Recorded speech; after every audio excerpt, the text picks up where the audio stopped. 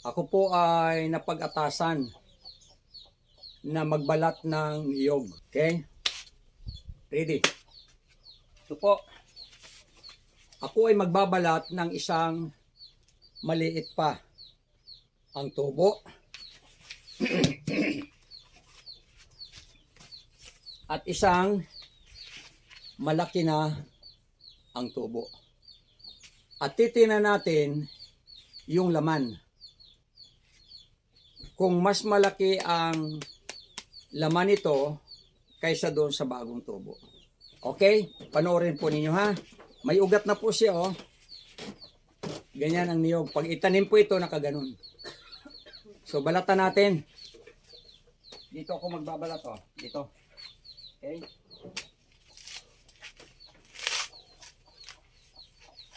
Yan.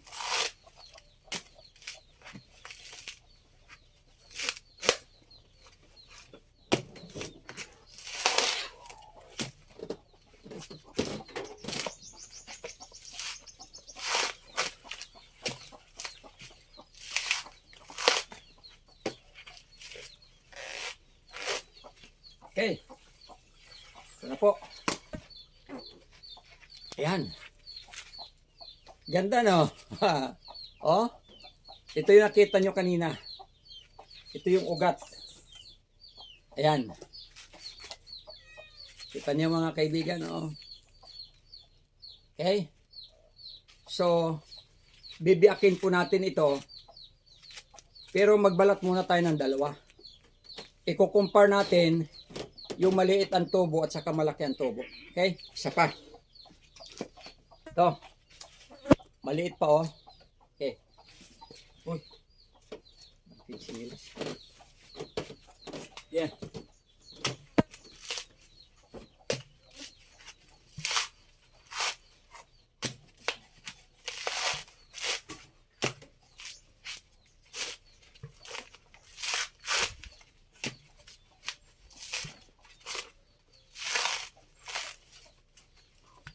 Yan.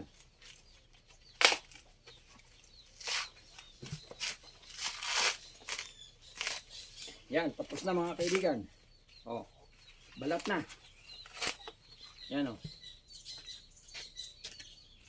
Ganda. Di ba? Ito mga kaibigan oh. Okay? Maliit saka malaki. Cute ano? Cute. Ayan. Kita mo yung dalawang mata. Okay? So ngayon, bibiyakin po natin mga kaibigan. Alin kaya dito ang mas maraming mga laman? Tatanggalin muna natin ito. Ayan. Tapos sisikwatin po natin itong tubo niya para matanggal. Ngayon mga kaibigan, nakikita niyo ang dalawang mata at saka bibig. Parang tao ano, ulo ng tao.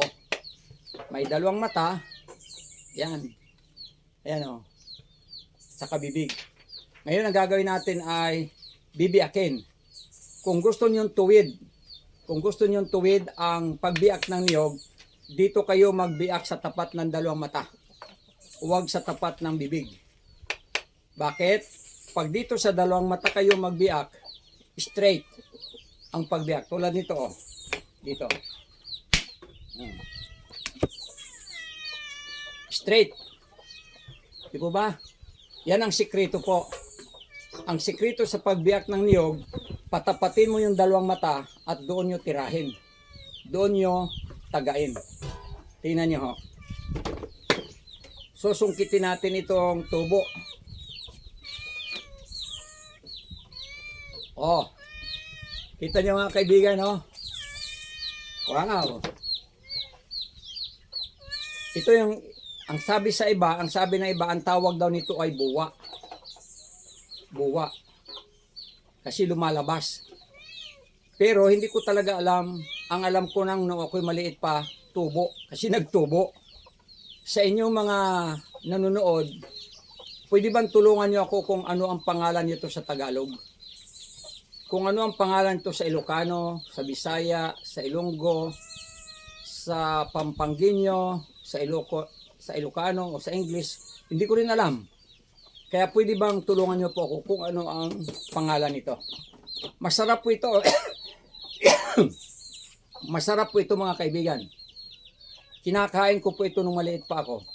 Pag nakopras kami. Okay? Yan o.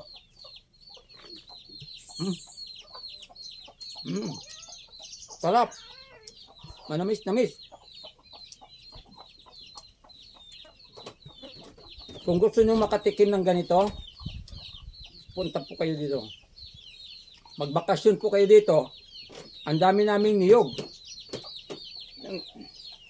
Tumutubo na lang sila. Kasi hindi man kami nagkukupras. Kung natutuyo, nalalaglag, nagtutubo. Okay? Kaya ito, sarap. Pwedeng maubos mo ito, busog ka na. So dahil ako ay sawa nandito, papakain ko ito sa mga manok. Yan, pinakain ko sa manok. Ngayon, ito naman ang ating biyakin. Nakakapanghinayang ano. Kasi ang ganda ng tubo nyo, ganun. Pero, bibiyakin din natin. Okay. Pag ganito ang posisyon pag bibiyakin. Ayan oh, dalawang mata. Yan. Kaya dito, pag ganun. Okay, tingnan natin. Ayan oh, isang taga lang mga kaibigan. Ayos na. Ayan. Kanina, punong-puno, wala na pong space. Ito, may space pa kaya may sabaw. Habang tumatanda po yung niyog, yung tubo niya, ay nawawala ng tubig. Ito may tubig pa. Okay? So ito, mas maliit-liit ito. Ayan, oh.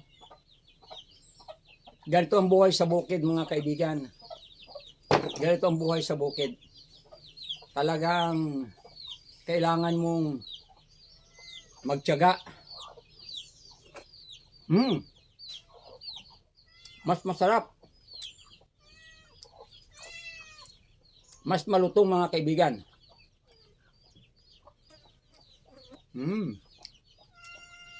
Sarap. Ngayon, tulungan po niyo ako mga kaibigan. May alam po ba kayo kung anong luto? May alam po ba kayo kung paanong lutuin ito o wala talaga? Kung may alam kayo kung paano magluto ng ganito, mag-comment po kayo para matuto naman ako. Alam mo doon sa mga pinost ko doon sa saging, saba, doon ko natutunan sa inyong mga comment, ang dami palang luto. Ang dami palang klaseng luto ng saba na saging. So, ito baka may alam kayong luto.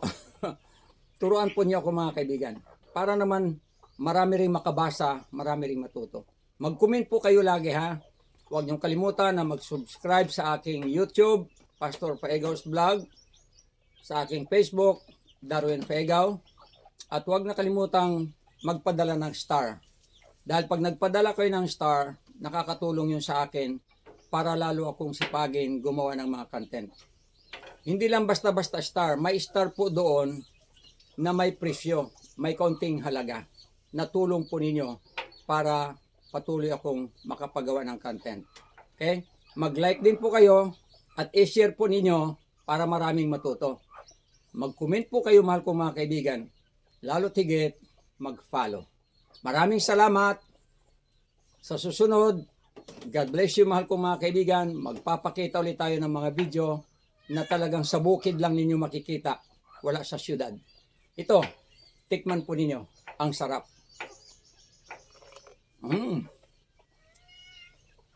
Bye-bye mga kaibigan.